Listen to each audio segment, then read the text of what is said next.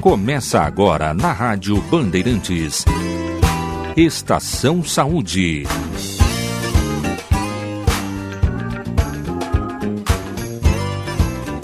Muito bom dia, ouvintes da Rádio Band AM, FM. Sou Juliana Vieira e está começando mais um programa Estação Saúde neste sábado, dia 9 de abril de 2016. Na técnica, meu querido Norival Santos. Muito bom dia. Lembrando que o objetivo desse programa, então, é abordar a cada edição, a cada sábado, um assunto diferente com profissionais especializados, esclarecendo e alertando sempre a população com os cuidados no que se diz respeito à saúde. E desde já fica o nosso convite para que você, ouvinte, participe conosco, fazendo a sua pergunta, tirando as suas dúvidas, dando também a sua sugestão de pauta, né? Na nossa fanpage pelo Facebook, Estação Saúde Talk Show, ou ainda pelo WhatsApp. Sua participação é sempre muito bem-vinda, 9366-0949. Quero dar um bom dia ao meu colega Claudionei Costa, que divide o microfone comigo e é sempre o responsável pela nossa trilha sonora. Bom dia, Claudionei. Bom dia, Ju. Bom dia, ouvintes. Como tu disseste, a cada programa um tema diferente, mas sempre salientando a saúde. O único tema que não consegue diferenciar ultimamente na mídia é a violência, né? Eu quero me solidarizar. Isso é bem comum, né? Eu quero me solidarizar com o nosso colega Marcos Couto, que essa semana foi covardemente agredido após sair da arena tricolor no jogo. Mais uma vítima. Mais uma vítima. Ontem também o nosso colega Cristiano Silva foi assaltado dentro de uma casa de religião, ou seja, igreja, religião, delegacia. Os caras não respeitam mais ambiente nenhum. Há pouco fizemos um levantamento aqui fora do ar. Todos nós aqui do estúdio já fomos vítimas de latrocínio. É verdade, não tem hora nem lugar. De violência. Então, esse é o protesto e esse é o tema que abre hoje com Marcelo D2. Existem homens maus, sem alma e sem coração. Existem homens da lei, com determinação. Mas o momento é de caos, porque a população, na brincadeira sinistra de polícia e ladrão, não sabe a certo quem é herói ou vilão. Não sabe a certo quem vem na contramão. Porque tem homem mau que vira homem bom. Porque tem homem mau que vira homem bom. Quando ele compra o remédio, quando ele banca o feijão, quando ele tira pra dar, quando ele dá proteção. Porque tem homem da lei que vira homem mau. Porque tem homem da lei que vira homem mau. Quando ele vem pra salvar e sai matando geral. É, parceiro. E aí é que a chapa esquenta. É nessa hora que a gente vê quem é fiel. Mas tanto lá como cá, ladrão que rouba ladrão não tem acerto ou pedido. Errou, não tem perdão. Quem fala muito é X9, e desses a gente tem de montão. Mas o X do problema está na corrupção. Um dia o bicho pegou, o couro comeu, polícia e bandido bateram de frente. E aí, meu compadre? Aí tu sabe, aí foi chapa quente, chapa quente. Bateu de frente um bandido e um subtenente lá do batalhão. É isso aí, Ju. Bateu de frente e a chapa quente, a violência tomando conta e generalizando no país. D2 falou e disse, então, né? Não se sabe mais quem é bandido e quem é ladrão, né? Infelizmente. É verdade. Muito bem, agora 10h05, então. Muito bom dia para você. Lembrando que está começando mais uma edição do Estação Saúde, 23 graus. É a temperatura que está marcando nesse momento. E no programa de hoje vamos falar sobre o câncer. Isso porque ontem, na verdade, sexta-feira, dia 8 de abril, foi celebrado o Dia Mundial de Combate à Doença. Então a jornalista Kiane Sutelo está aqui com a gente e traz dados, né, dos órgãos de saúde. Kiane, bom dia. Bom dia, Ju. Bom dia, Claudionei, a todos os ouvintes do Estação Saúde. Bom, os dados que eu trago são que, de acordo com o Instituto Nacional de Câncer, a estimativa é de que até 2025, mais de 20 milhões de casos novos da doença atinjam os países em desenvolvimento. No Brasil, apenas entre 2016 e 2017, a previsão de ocorrência é de aproximadamente 600 mil novos casos. Estão no topo da lista do INCA, de incidência ainda em 2016, o câncer de próstata, o câncer de mama e de cólon e reto. Então, esses são os principais tipos da doença que vão acometer a maioria dos brasileiros no ano de 2016. Viu? E é uma doença que ainda assusta, né? Que assusta e muito, na verdade, muita gente. Então, mas nós estamos aqui para esclarecer os nossos ouvintes sobre sintomas, tratamentos e tudo que possa melhorar a sua qualidade de vida. Você convive com a doença? Tem algum familiar, um amigo, algum parente, na verdade, com câncer? Ou você é aquela pessoa que gosta de estar informado para prevenir e auxiliar a sociedade em geral? Então, desde já, fique com a gente aqui no Estação Saúde Talk Show. Assim, nós estamos no Facebook, né, na fanpage, e também, claro, que a sua participação sempre muito bem-vinda pelo WhatsApp 93660949. E para falar então sobre esse assunto, com foco em um dos tipos de câncer com maior incidência, que é o câncer de mama, estamos com a especialista a doutora Ana Paula Miller. A nossa convidada é mastologista, formada pela PUC no Rio Grande do Sul e atua na área há mais de 20 anos. Possui doutorado em patologia e especialização em cirurgia oncológica. Atualmente dirige a clínica Oncotrata, Oncologia Integrativa. É um prazer tê-la aqui. Muito bom dia nessa manhã de sábado. Obrigada pelo convite. Informação é a nossa principal ferramenta, né? Então, com certeza, é bem importante esse momento. Doutora, e qual é a maior preocupação do paciente quando descobre que está com câncer? Quando já foi diagnosticado, quando chega no consultório, qual é a principal preocupação? O que o câncer traz é sempre junto, inerente, é a chance de morte, né? Então, assim, é uma doença que sempre tem e sempre vem com esse estigma. Então, o primeiro sentimento é a finitude, né? Todos sabemos que vamos morrer um dia, mas a gente não sabe o que nem quando, do que nem quando. O câncer vem com esse estigma já de uma época em que não se tinham tratamentos como nós temos hoje. Então, realmente, há muitos anos atrás, ter câncer era uma sentença de morte.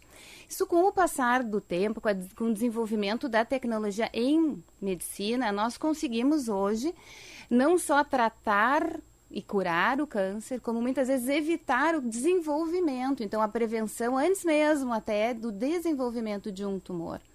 Isso veio mudando, então, e a previsão, a perspectiva de termos realmente um índice muito maior de câncer, e inclusive as pessoas vão ter mais de um câncer ao longo da sua vida, né? Não só essa estimativa de aumento nos próximos anos, mas porque justamente o desenvolvimento da medicina fez com que nós sobrevivamos, né, a um primeiro câncer e muitas vezes possamos ter outros cânceres ao longo da vida.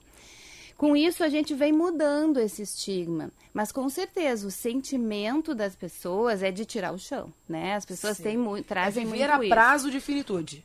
Exatamente. Assim. Então, é nisso que a gente precisa entender. Cada um com as suas reações, cada um vai trazer as suas vivências também, de como que já teve, se tem familiares, se já participou mais perto ou mais distante. E o seu conhecimento em relação à doença, com certeza, vai fazer com que as pessoas passem por diferentes, inclusive, momentos, muitas vezes de raiva, de não aceitação, muitas vezes de negação, outras pessoas de enfrentamento. Então, dependendo até das características e das vivências das pessoas, eles vão conseguindo contornar. Mas nós, da área da saúde, temos como missão justamente mostrar os caminhos, entender como que nós podemos usar de todos esses benefícios que a medicina trouxe e modificar completamente esse paradigma que ficou, que ainda se tem, né, da morte muito associada ao câncer. E quais são os fatores genéticos, né, ou de comportamento que podem contribuir para o surgimento da doença? Existem algumas mutações genéticas já bem estabelecidas, por exemplo, no câncer de mama, o BRCA1 e o BRCA2 são duas mutações que são muito relacionadas ao câncer de mama e de ovário. Então, no momento que isso é identificado, com certeza, essas pessoas têm um risco extremamente alto de doença e precisam condutas, às vezes, até mais radicais para que isso não aconteça. Mas se nós falarmos da parte genética, é realmente importante. As pessoas que têm histórias familiares precisam ter cuidados mais próximos, precisam antecipar, inclusive, a época dos seus exames.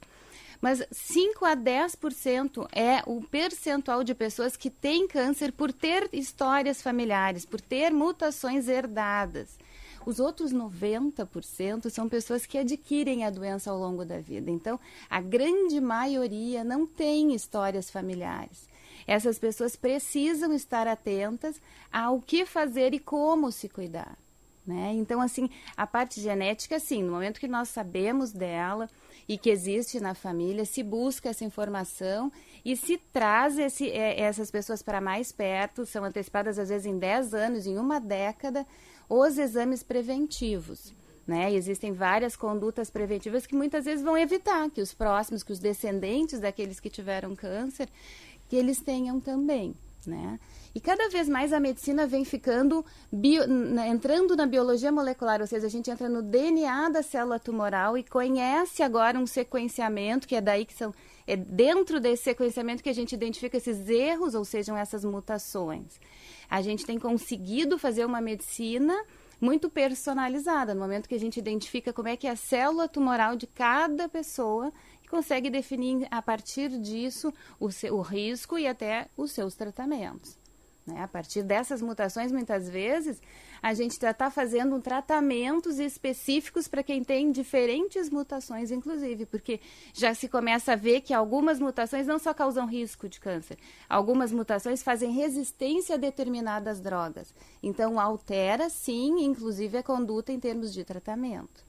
Claro. E esse número, Ju, que é significativo, né, de 90% das pessoas que não têm uma predisposição ao câncer, que tipo de comportamento elas devem ter ou não devem ter? Como é que a pessoa pode se prevenir? Isso. Então, assim, essas coisas já bem conversadas, mas assim, por exemplo, não tem como a gente não iniciar pelo fumo, né? Deixar de fumar significa evitar 2/3 de todos os tipos de câncer que nós temos. Então, é uma atitude preventiva fundamental, né? Então, o fumo, com certeza, o sol, nós estamos falando aí do câncer de pele, o câncer de pele está vindo uma década antes também. Então, assim, a gente também precisa assumir essas posturas preventivas no seu dia a dia, o sol, com certeza, e é o ano inteiro, né, que a gente precisa cuidar. Existem algumas outras atitudes assim que são mais comportamentais, que são hábitos que a gente procura assumir no dia a dia, são uma atitude de vida saudável, que é isso que a gente ouve, né? Muito do bem-estar, da busca pela vida saudável, as pessoas buscando exercício físico, todo mundo incorporando uma atividade, isso seria na prevenção. Assim como a gente tem, por exemplo, vacinas, o câncer de colo de útero, todas as mulheres estão acostumadas a fazer o citopatológico anual com seu ginecologista. Hoje as meninas dos 9 aos 13 anos também são orientadas a fazerem as vacinas para HPV, também para buscar a prevenção do câncer de colo de útero. Então isso também passa por uma coisa de educação, né? Hoje mesmo eu tenho a geração das filhas das minhas pacientes já consultando junto, claro, né? Levando para a informação de que a gente tem que já iniciar cedo. A educação para a prevenção, ela vem do cuidado com o corpo, né? Então, além da gente juntar toda essa informação e todo esse arsenal médico de prevenção, essas atitudes que também essa geração vem já incorporando, que são exercícios regulares. Hoje é muito mais frequente, né, que a grande maioria esteja fazendo sua atividade física regularmente. Os cuidados da alimentação. Hoje a nutrição tem uma série de contribuições, tem vários entendimentos, inclusive existem linhas da nutrição que chama nutrigenômica, ou seja, inicia já na gestação, já se começam com orientações enquanto a pessoa está gestando, para que aquele feto já se desenvolva num ambiente mais saudável. A gente inicia, então, assim, um outro momento, que é esse entendimento de que a parte física tem que ser contemplada na prevenção. E uma outra coisa que a gente às vezes deixa para o final, mas talvez seja mais importante, que é a questão emocional, né? Então, assim, o estar bem, a mente, o espírito, eles precisam ser contemplados, as pessoas precisam ter um equilíbrio e buscar. Cada vez mais a gente vê yoga, a gente vê tai chi, a gente vê essas terapias que trabalham a mente e o corpo, né? Porque o equilíbrio vai interferir lá numa coisa física que é na imunologia, que é o nosso sistema de defesa, é como é que é nosso controle de qualidade interno para aquelas células que a gente tem, se a gente for observar no nosso corpo, diariamente a chance de fazer um tumor. porque são células que estão se proliferando e vão perdendo muitas vezes seu controle. Quem faz isso é o nosso sistema de defesa. E ele é alimentado, ele é mantido a partir de um equilíbrio nosso. Então, essa imunidade, ela tem que se manter num equilíbrio. O que faz isso são todas essas atitudes, e essas atitudes, principalmente de saúde mental, vão manter esse equilíbrio. E isso vai fazer com que a gente sustente uma saúde, né, durante uma vida inteira. Maravilha, então agora 10h17, né? Lembrando que esse é o programa Estação Saúde e hoje nós estamos então abordando aí o câncer de mama, enfim, o câncer em geral, né? Como maior incidência que nós temos hoje, uma das doenças de maior incidência aqui no país, e com a doutora Ana Paula Miller. A Vera Regina Duarte, do bairro Três Figueiras, pergunta o seguinte: se tem uma classificação, um processo, no caso, de separação do câncer por estágio, qual é essa classificação? O câncer, ele é separado de uma forma assim, para que a gente possa conversar no mundo inteiro, né, de uma forma mais uniforme, que se todo mundo se entenda, se estabeleceu que a partir de 3 informações, que é do tamanho tumoral, do comprometimento desse tumor em relação ao que está em torno ali, por exemplo, são os linfonodos, as ínguas, né, os gânglios, que é geralmente para o primeiro lugar onde poderia mandar doença. E a outra informação é se esse câncer já mandou células para outros lugares à distância, que a gente chama de metástases. Então, a partir dessas 3 informações, se classificam em 4 grandes estágios, o 1, o 2, o 3 e o 4, para separar conforme essas características. Seria o estágio 4, aquele onde já foi doença para um outro lugar, por exemplo, já tem uma metástase num outro sítio, num osso, no fígado. Esse é o estadiamento 4, né? E o estadiamento 1, 2 e 3 é antes de ter metástase. São todas as outras situações onde não foi doença à distância, mas que tem diferentes características. Ou tem tamanhos iniciais tumorais menores, ou já tem um tamanho tumoral um pouquinho maior e já foi para o gânglio que está do lado. Então, isso nos posiciona, é mais ou menos assim, é como se tirasse fotos de diferentes momentos de onde está essa doença. E a partir do estadiamento é que se definem os tratamentos. Certo, tem mais perguntas de ouvinte, Claudionei? Depois do intervalo, pode ser? Antes da dica da, claro da WaterSul? Vamos lá. Água alcalina e pura melhora a aparência da pele e dos cabelos. Evita o ressecamento devido à presença de minerais adequados à nutrição celular, que facilitam a sua condutibilidade pelo organismo. Essas são as dicas da watersul.com.br. 3231-4567, na Rua General Caldwell, 615, no bairro Menino Deus, em Porto Alegre. Filial Zona Sul, 3507-0000. watersul.com.br. Cuidando de você. Exame Médico, sábados 10 da manhã, aqui na Band. Apresentação Paulo Araújo. Bandeirantes. Se o mundo é plural, por que as propagandas deveriam ser iguais? Muito mais que uma agência de propaganda, queremos ser sua parceira de negócios, encontrando soluções adequadas para o momento da sua empresa. Com conexão, conectando pessoas, marcas e serviços. Comconexão.com.br 3384-4000.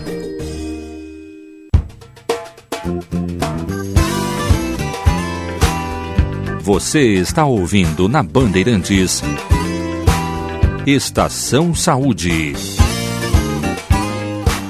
Muito bem, agora 10h20, esse é o programa Estação Saúde. Lembrando que a sua participação pode e deve ser feita, na verdade, pelo WhatsApp 9366-0949.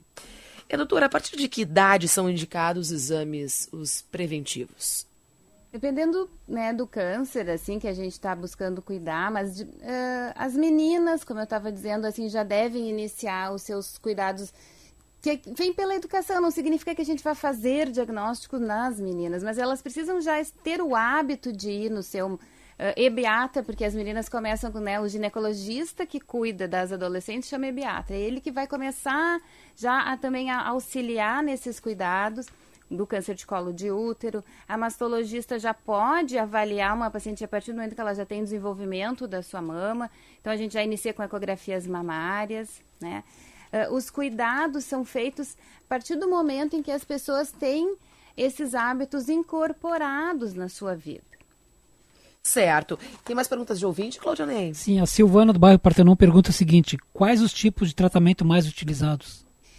Depende muito do câncer, né? Então, assim, se nós falarmos do câncer de mama, a gente vai, de uma forma geral, a gente diria que os principais tratamentos envolvem tratamentos locais, que são tratamentos cirúrgicos. A radioterapia é um tratamento local, então ele não tem aqueles sintomas, como tem a quimioterapia, que é um tratamento para o corpo inteiro, que vai pela veia, recebendo remédios, e os remédios via oral, que se chama hormonoterapias, estão as imunoterapias também nós temos hoje como mais uma modalidade de tratamento.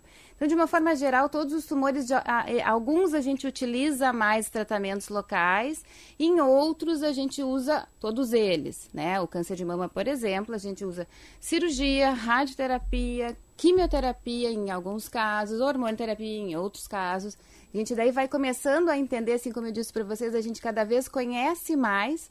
Por exemplo, dentro do câncer de mama, hoje se conhece mais de 20 subtipos do câncer de mama, com tratamentos, com comportamentos completamente diferentes de um e do outro. Então, em alguns a gente vai fazer, por exemplo, só cirurgia e radioterapia. Em outros a gente vai fazer cirurgia, quimioterapia, radioterapia e hormonioterapia. Em alguns a gente começa pela quimio, depois a gente vai para a cirurgia. Então, a gente vai usando esse arsenal todo para proporcionar o que a gente quer lá no final, que é a cura, né? Que é poder resolver melhor esse trabalho.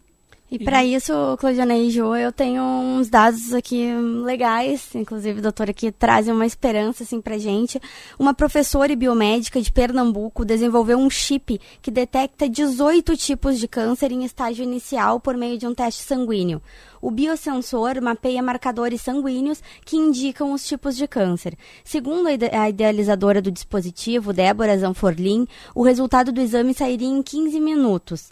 Esse projeto visa auxiliar as pessoas de baixa renda, né, que não têm condições de fazer exames mais detalhados, e ele foi premiado pelo Instituto de Tecnologia de Massachusetts.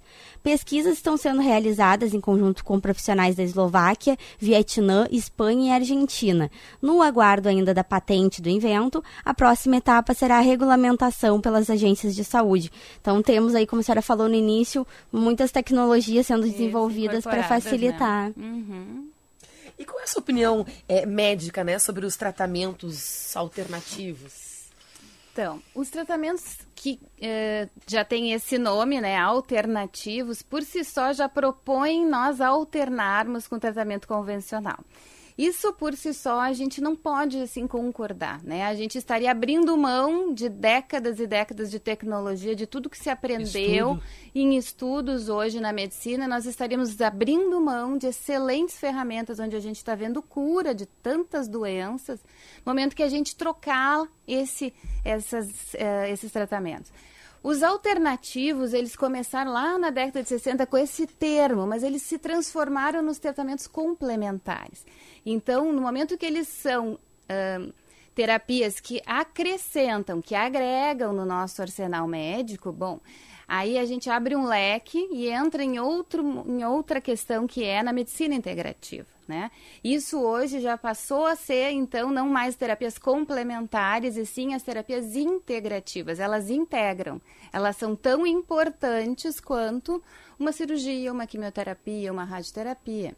E essas terapias integrativas, elas propõem exatamente isso, elas propõem melhorar, elas propõem incrementar o tratamento médico. A gente não deixa e não abre mão de absolutamente nenhum desses tratamentos, de toda a tecnologia, e a gente incorpora, então, terapias que vão desde terapias... E dentro das terapias integrativas, isso é regulamentado no mundo inteiro. Quem faz isso melhor hoje são os americanos. Então, o órgão nacional, o NIH, que é o órgão regulador, né, nos Estados Unidos de todas essas terapias, que eles englobam como terapias alternativas e complementares, tem um órgão que engloba todas elas. Elas, inclusive o prayer, que é o rezar, é uma terapia complementar. Então, o que se viu é que as pessoas com diagnóstico, vocês me inventaram lá no início, como é que é essa reação?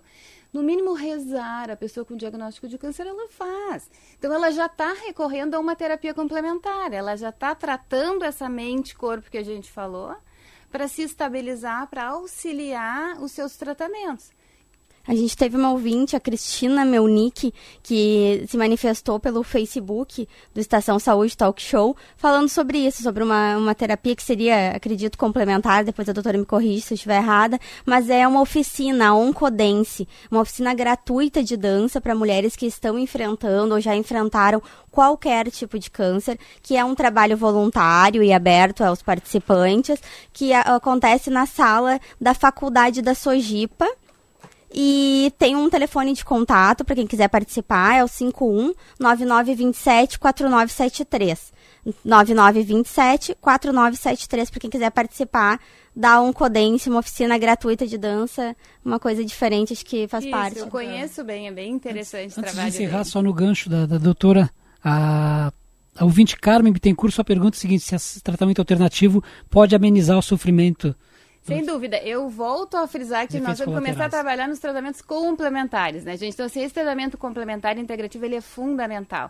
É o que a Oncotrata faz muito. Hoje nós fazemos oncologia integrativa, ou seja, nós temos todas essas terapias junto, e é o tai chi, a yoga, toda a meditação, as terapias todas, a acupuntura, tudo isso vem junto com as indicações médicas para os tratamentos. Certo, agora 10h28, então, a nossa convidada é diretora da Oncotrata, né, Oncologia Integrativa. O espaço é único no gênero, na verdade, do Brasil, pois associa as terapias complementares à medicina, né? E também a medicina convencional. Ainda possui uma unidade de terapia biológica e uma unidade de pesquisas para estudos clínicos. O atendimento é realizado, então, na rua Germano Peterson Júnior, número 629, no bairro Higienópolis, Porto Alegre. Mais informações pelo telefone 3327-9400. Então é isso, Claudionei. Chegou ao fim, na verdade. Chegou esse assunto... ao fim. Ontem era Araújo Viana lotado, roupa nova, hoje tem de novo. Olha, são as dicas culturais. Uma boa dica pra gente no final de semana. Certo, maravilha. Doutora, muito obrigada pela presença. Claudionei, nós agradecemos muito a Oncotrata, agradece aqui a informação, né? Mais uma vez trazendo a saúde para nós. Sem dúvida, esse é o nosso objetivo aqui do programa. Um bom dia, então, bom final de semana a todos. Até o próximo sábado. Até. Senti na pele a tua energia, quando peguei leve a tua mão, a noite inteira passa no segundo. Quase no fim da festa, um beijo então você se deu. Estação Saúde.